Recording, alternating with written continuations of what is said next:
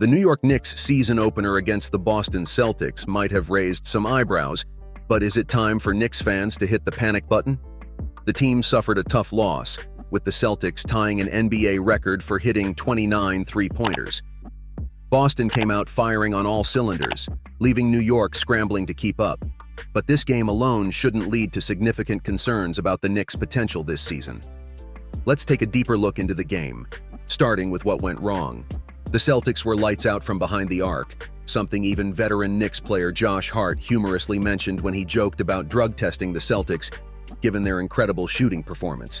While this was obviously in jest, it speaks to the reality of the Celtics' dominant shooting night, which is unlikely to be a regular occurrence for any team.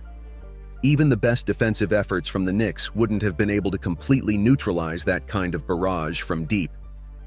Boston shot their way to 113 points by the third quarter, which isn't a typical game for any opponent. However, beyond Boston's shooting, Knicks fans may still have lingering concerns about how the team performed.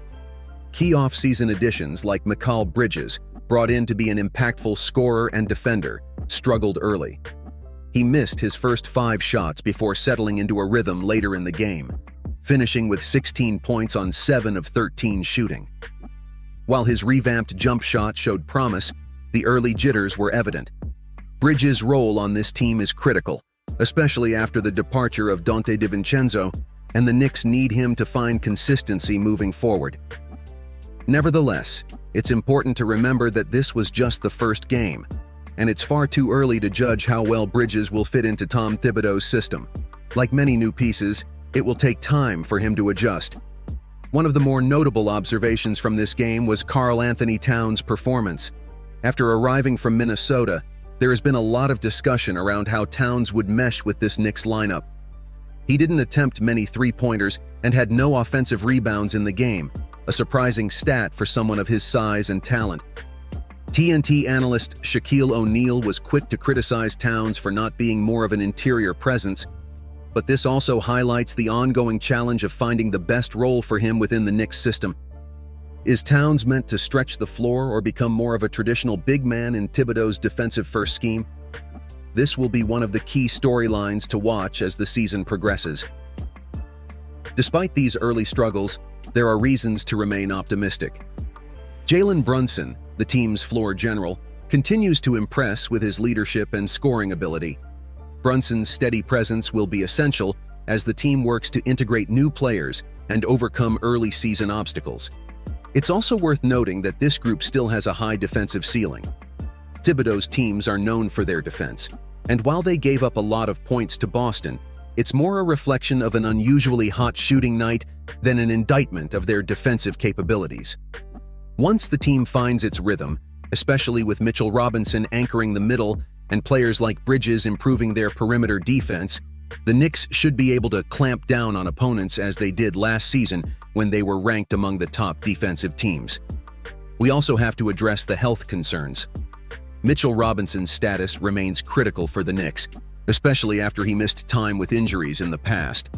If Robinson can't stay healthy, the Knicks may find themselves looking to the trade market come January, as the lack of depth at the center position will be felt.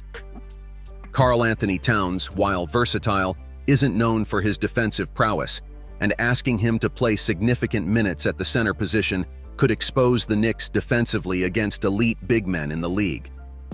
The health of key players will be a major factor as the season unfolds, and Thibodeau's heavy reliance on his starters could become an issue if injuries start piling up. So, should Knicks fans be concerned? Not just yet. This was just one game, and it came against one of the top teams in the NBA on their home court, where the Celtics were riding the high of a banner-raising ceremony. The Knicks have new players in key roles who are still learning to gel with one another, and that's going to take time. Panic shouldn't set in after one game, especially when the team's core is still intact, and there are positive signs moving forward. As long as the Knicks remain healthy and continue to build chemistry, they are well positioned to compete in the Eastern Conference. It's important to keep in mind that the NBA season is a marathon, not a sprint. The Knicks have plenty of time to work through these early season challenges.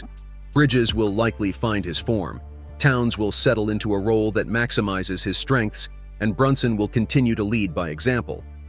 Knicks fans should remain patient and trust in Thibodeau's system to bring the team together as the season progresses. In conclusion, while the season-opening loss to the Celtics may not have been the start Knicks fans were hoping for, it's far from a reason to panic. There's plenty of potential in this roster, and as the new pieces begin to click, the Knicks will become a stronger, more cohesive unit. Keep the faith, and don't let one loss shake your confidence in what this team can achieve. What do you think, Knicks fans?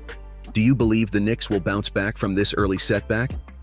Let us know in the comments, and don't forget to like and subscribe to HoopZone Sport News for more Knicks content all season long.